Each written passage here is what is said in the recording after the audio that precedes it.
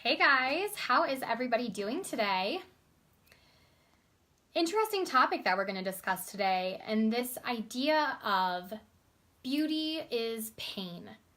Has anybody ever heard that before? I mean, if you're a woman, you've never not heard that. I grew up hearing it all the time. I honestly will confess that I've probably used that with my daughter a couple of times in recent months as we've worked to get her kind of dolled up and done up for dance competitions, and maybe I've jabbed her in the eye with a mascara wand. Anybody else? I want to know where this idea came from. Where did this saying come from? How, honestly, can beauty and pain coexist in the same sentence? Like, they're total opposites, right? How is this even a thing? And how many centuries have we been perpetuating this really negative idea for women? So before I jump in, you guys, my name is Samantha Franzen, for those of you who may not know me or maybe are catching this on replay, and I work as a health and wellness educator over on the blog Decidedly So. I also work in advocacy on the blog Decidedly So, because I believe when it comes to living a healthier lifestyle that knowledge is power, but convenience is key. So I am working to make this process of living a healthier lifestyle a whole heck of a lot easier for the busy mamas of the world. So, beauty as pain. This past weekend, I had the absolute pleasure of participating in a weekend of learning with a disruptive beauty brand called Beautycounter. Have you guys heard of it before? Fantastic company. And while we were there, this idea of and concept of beauty as pain really got kind of turned upside down for me, and I wanted to share a little bit of my maybe revelation with you guys today. This one might be a little bit deeper than some of my videos have been recently, but this is the real, and it's important to share some of the positive and peppy along with some of the hard truths and information of the realities of the health and wellness industry that we're dealing with. So there was one powerful statement that I really came away with, and that statement was, beauty should be good for you. Think about that for a second. Here we are talking about beauty as pain.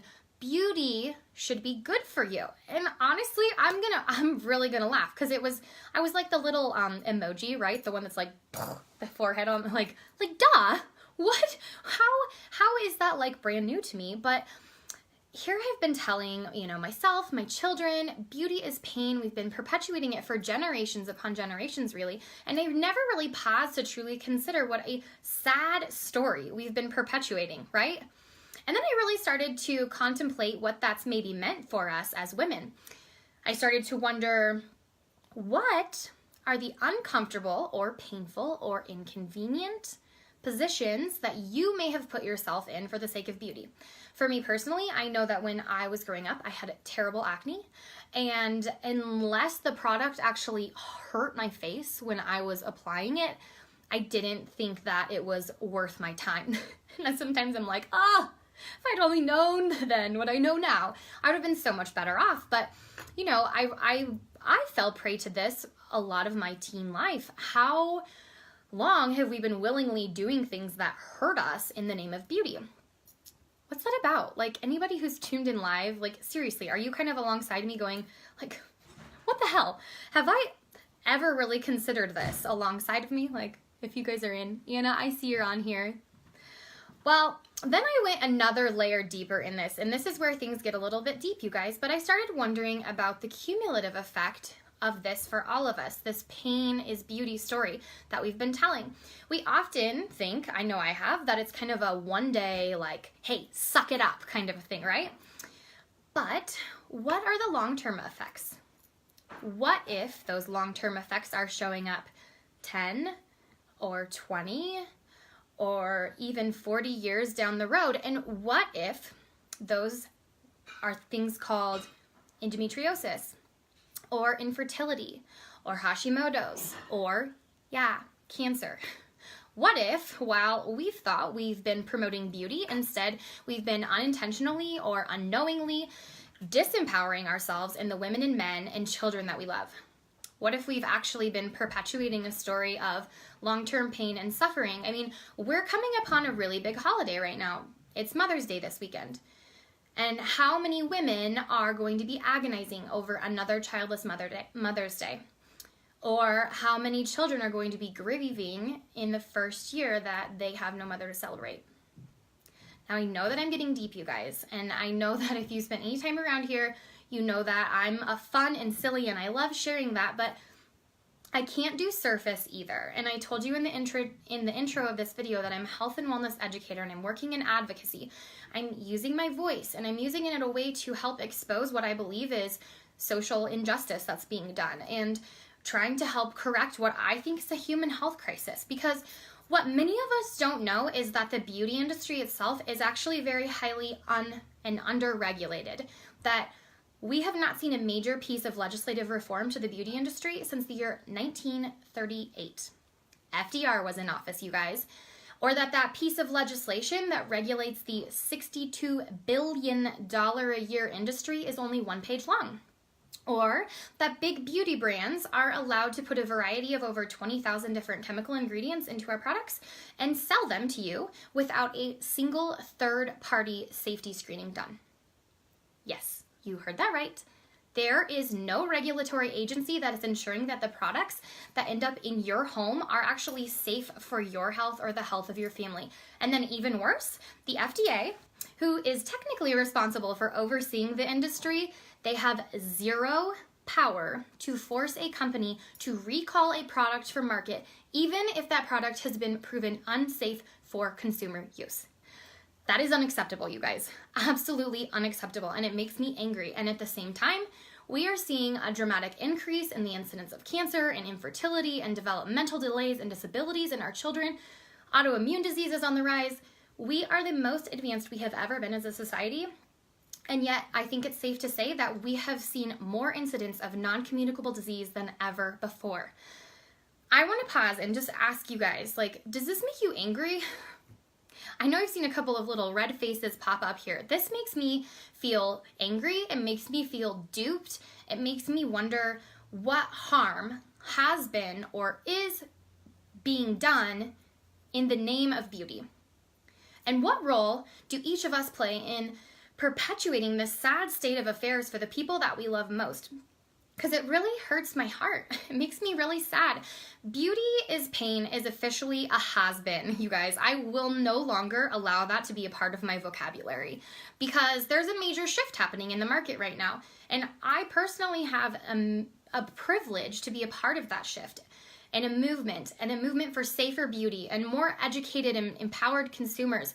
Beauty that is good for you. Beauty that's truly inspiring and empowering women, and beauty that connects us all to kind of a sense of collective suffering that's been allowed for far too long. I am beyond weary over the painful and tragic stories that I was honored to hear this past weekend. And flat out, I believe enough is enough. And let me be really clear that I'm not implying that by simply changing your beauty products that you're gonna avoid disease. But what I am implying is that small shifts in the way that we think have a big impact and effect on the betterment of the whole. By beginning to view beauty as good for us rather than beauty as pain, and then seeking out products and brands really that perpetuate this positive message, we become a part of a movement towards greater empowerment. So what I want to do today, you guys, is I want to challenge each of you. And I want you to sit down and ask yourself how you can be a part of this movement. Do you want to know more? Are you somebody who started switching out your products? Do you feel super overwhelmed by the process of even beginning to look at things, or you don't even know what to look to avoid? If that's you, I am going to do something really special this week, and that is that I'm going to be offering my list of the top 8 must-avoid ingredients for free on my website. I'm seriously fired up about this, and this information it must be shared and it must be spread. And so I'm offering it for free. It's typically only included as a part of my online course, Safer Simplified. But in order for us to take back power, we have to be educated and informed consumers. So if you're interested in that, I will drop a link in the comments so that you can get that for free this week only. If you know someone who has been expressing interest in this, let them know, tag them in the comments, or share this video with them so that they can also get that for free. And then last but not least, there might be some of you who are watching this video who are thinking, I want to lend my voice. I want to be involved in this. I want to advocate for change because I am fed up. I'm tired of beauty being painful. And if that is you, then I really want you to send me a message immediately, because what I'm looking for is women that I can link arms with, and I want to help mentor, educate, coach, and guide through this somewhat complicated process and help you be able to properly use your voice to be able to advocate for this really important message. I'm going to begin screening women in the next couple of weeks, and so again, if it's you or you know somebody who fits into this category really well, I want you to send me a message right away, because when all is said and done, at the end of this video, beauty should be good for you. It should be good for all of us. No more beauty is pain. I will no longer allow that to be a story in my world, not for the men and the women that I love. So remember to go ahead and comment below if you're interested, or check out those links that I'm going to share. I hope you guys enjoyed this message. I know that it's sometimes really heavy information, but it's part of what I do that must be shared. Thank you for letting me share a little piece of my heart with you guys today. I hope you all have a beautiful rest of your day, and we'll talk soon. Take care.